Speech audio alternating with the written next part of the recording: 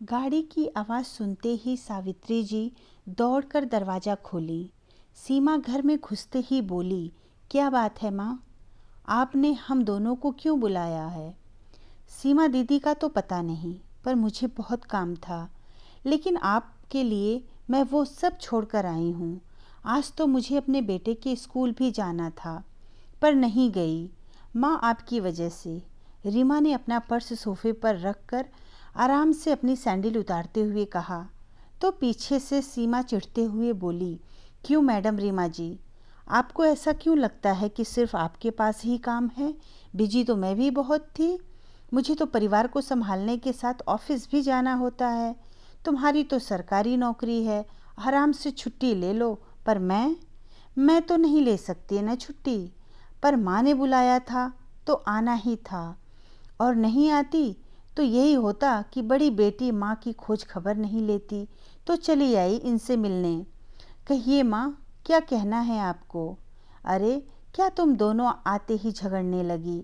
मुझे पता है तुम दोनों को बहुत काम है, पर अभी झगड़ा नहीं, खाना खाते हैं। मैंने तुम दोनों की पसंद का खाना बनाया है। चलो पहले कुछ खा लो, वहीं खाते खाते बातें करते हैं।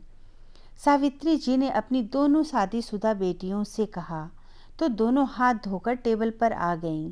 साथ में सावित्री जी ने अपनी भी प्लेट लगा ली, पर उनकी दोनों बेटियों को खाने से ज़्यादा माँ की बात सुनने पर ध्यान था।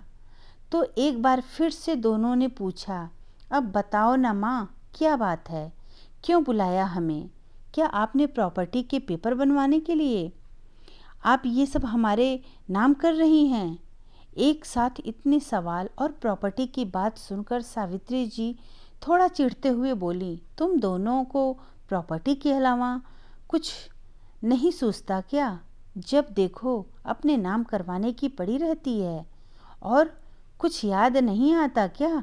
कभी बिना वजह अपनी माँ से मिलने आ जाया करो, या कभी यूं ही बिना वजह हमारे हालचाल पूछ लो। पर नहीं, बस दोनों को प्रॉपर्टी दे दो। हाँ, तो क्या हुआ माँ, हमारा कोई भाई तो है नहीं जो ये सब लेगा। ले देकर हम ही दो बेटियां तो हैं आपकी। अब बूढ़ी हो गई हैं आप, तो हम लोग तो आपके सर से इस सब की देखभाल का बोझ उतारना चाहते हैं। रीमा अपनी माँ की बात हल्के में लेते हुए बोली। तो सावित्री जी ने मुस्कुराते हुए कहा, मेरा बोझ कम करने से पहले एक जिम्मेदारी संभाल लो, वही बहुत होगा मेरे लिए। जिम्मेदारी की बात सुनकर दोनों बहनें एक साथ बोली, कैसी जिम्मेदारी? फिर सावित्री जी बोली, वो मेरी आँख में मोतियाबिंद हो गया है, तो मुझे उसका ऑपरेशन करवाना है। अब तुम दोनों सोच लो कि 2 हफ्ते कौन मेरी देखभाल करेगा। माँ, मुझे अपना प्रोजेक्ट पूरा करना है। मेरा बॉस मेरे सर पर तलवार लिए खड़ा रहता है। अगर मैंने उसे 10-15 दिन की छुट्टी ली तो समझो मेरी नौकरी तो गई। रीमा कर लेगी, उसकी तो सरकारी नौकरी है, वो छुट्टी ले लेगी। सीमा ने अपनी माँ की बात पूरी होने से पहले ही कहा। तो रीमा भी कहाँ चुप रहने वाली थी।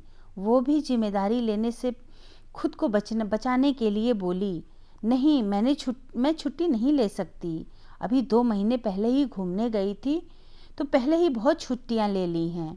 अब अगर छुट्टी ली तो मेरी नौकरी पर बन आएगी। अपनी दोनों बेटियों की बात सुनकर सावित्री जी की आंखों में आंसू आ गए, जिन्हें छुपाते हुए वे थोड़ी कड़क होकर बोली, तुम्हारे पापा कहते थे कि एक बेटा जरूर होना चाहिए बुढ़ापे में देखभाल के लिए। पर मैंने उनसे हमेशा यही कहा कि बेटियां बेटों से कम नहीं होती हैं, वो भी हमारी देखभाल करेंगी। और उन्होंने मेरी बात मानकर तुम्हारी परवरिश में कोई कमी नहीं छोड़ी, तुम्हारी हर जिद, हर तमन्ना पूरी की।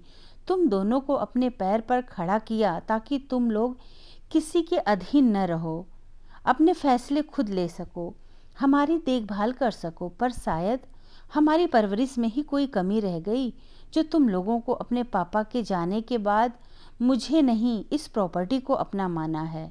तुम लोग अभी जब मेरी 10-15 दिन की देखभाल नहीं कर सकती, तो भगवान न करें अगर मैं बिल्कुल ही निर्बल हो गई, तो तुम लोग तो रुपया पैसा लेकर मुझे सड़क पर छोड़ दोगे। इसीलिए आज मैंने एक फैसला लिया है कि जब तक मैं जीवित रहूंगी, हमारे घर की नौकरानी मीरा मेरी देखभाल करेगी। बदले में मैं अपनी वसीयत में ये घर और कुछ पैसे उसके नाम कर जाऊंगी और बाकी की सारी प्रॉपर्टी किसी अनाथ आश्रम को दान कर दूंगी, पर तुम्हारी जैसी औलादों को एक फूटी कौड़ी भी नहीं दूंगी। दुनिया में सभी लोग कहते हैं कि बेटियां बेटों से ज़्यादा सेवा करती हैं, कभी बेटी बनकर तो कभी बहू बनकर, पर मैं कहती हूँ कि अगर बच्चे कपूत हों तो कोई सेवा नहीं करता, न बेटा न बेटी। आज मुझे सिर्फ यही लग रहा है कि तुम दोनों को मेरे रुपए पैसे की ही लालच है, लेकिन अब उन्हीं रुपयों के दम पर मैं अपनी सेवा करवाऊंगी, वो भी दूसरों से।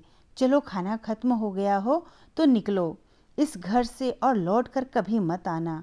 मैं अपने मरने से पहले अपनी अंतिम यात्रा की व्यवस्था करके मरूंगी, ताकि कोई तुम दोनों को बताए भी नहीं कि मैं इस दुनिया में नहीं रही। अपनी माँ की बातें सुनकर दोनों बेटियां हक्की बक्की सी मुंह खोले रह गईं। उन्हें तो अंदाजा भी नहीं था कि हमेशा माँ की सेवा न करने के लिए उनके बहाने आज उन्हें इतने भारी पड़ेंगे, पर अब वो कर भी क्या सकती थीं। इसीलिए दोनों चुपचाप हारी जुआरी सी अपनी माँ के घर से निकल गईं।